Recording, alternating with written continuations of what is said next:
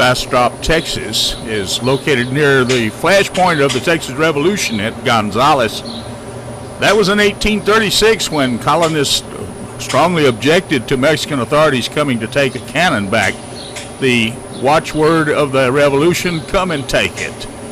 In 2015, on July 18th, members of Come and Take It Texas appeared here to voice their objections to Jade Helm. I'm sure they'll find some. Did you get a hold of Statesman? I just texted them. Okay. They're not texting back, but whatever. Dude, I got some 20. I got some 20. Black powder or anything? Yeah, gauge shell. Shotgun shell if you want. I have my black powder too. I am going to go actually build us a flag that says homosexual on it. I'm serious. I'll have it built into our house.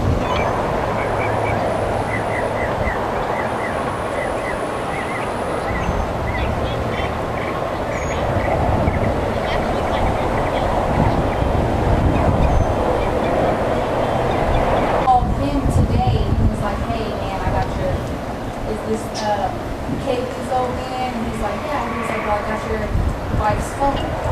So he went with my aunt, and they went up there and got the phone from him, and then my aunt gave me the phone, so I had to protect it. So me and him can't be around each other. So he gave my aunt the phone, and I went to my aunt's house and got the phone from her. So it discontinued the whole phone. You can't call nobody, you can't reactivate it, it destroyed the SIM card. Here's your phone back. And I even put in the police report because she was like, well, I don't have your... Smart life. Let you know, touch base with you. All right, sounds good. Yeah. All right, so let me go look this up. Cause I yes, ma'am, I got it. So, you know, some posse comitatus. I'd love to get that on camera, just to say it out. Like arresting civilians? Posse comitatus is that the military is not allowed to police or actively train in public. Or enforce the law in any way, shape, or form, whether it's directing people or anything. Oh, they're not allowed to train? I hadn't heard that. It's a federal law, posse comitatus. Yeah. Oh, I know that, but I mean, I didn't know that there was a law, like they're breaking the law right now. I didn't know that. As far as I'm concerned, I think they are. Is that what you think, Murdo? They're breaking the law by training? Just by doing training. I haven't seen where it specifically says not training. I don't know if Matt's read into that. Point me to the statute. But okay. Definitely could have been. The law. I would be concerned if they were out firing blanks from their guns or running around with firearms. Well, and that they have said publicly that if they do train out in the public, they'll be training civilian clothes with guns with either blanks or they'll be empty. Murdoch, Gotti, could you tell me what incident in your life woke you up as wide awake as you are to challenge authority as to firearms? Why is that important? And what was it that happened? You want specifically on the firearm issue? Just whatever it was that turned you into an activist. Well, I'd already been doing a lot of activism in other realms around in different causes, and it was the CJ incident there in Texas that really got me into the issue of the Second Amendment and firearms. When I've seen plenty of gun confiscations and violations of the Second Amendment in California and in New York, but when this happened right down the road from my house there in Texas, it just hit a little too close to home, and that's when I geared up and started organizing some big events and realized that the traction was out there amongst the other people feeling the same thing, and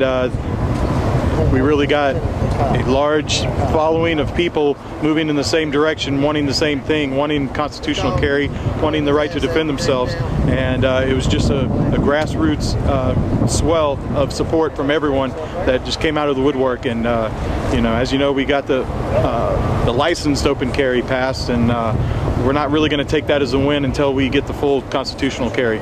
So it was when you saw that cop bend C.J. Grisham over the hood of that police car and jerk him around, and that was considered interfering with the duties of a public official.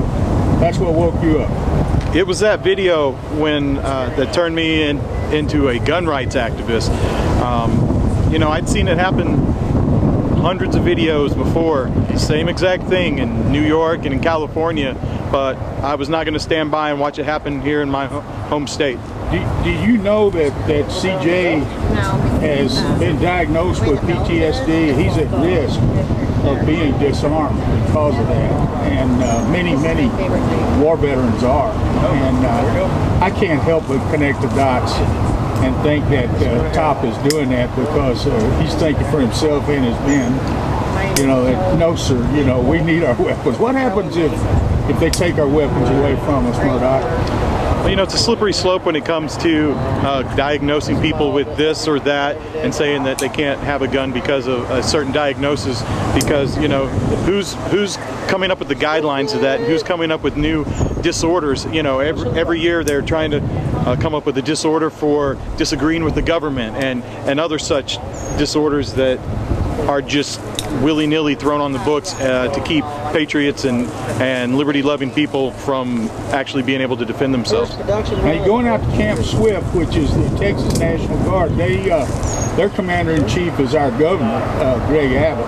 Yes. And so, as you know, he's directed Guard to keep a very close eye on Jade Helm. He doesn't really trust it, it appears. Well, you know, I think a little bit of that was lip service. No one's really that concerned about it in the higher ranks. And, you know, from what we've seen on the ground, there's really no reason to be that worked up about a small drill like this. I understand, and I want to thank you for your time. Is there anything you'd like to add? That's it. Much obliged. Thank you.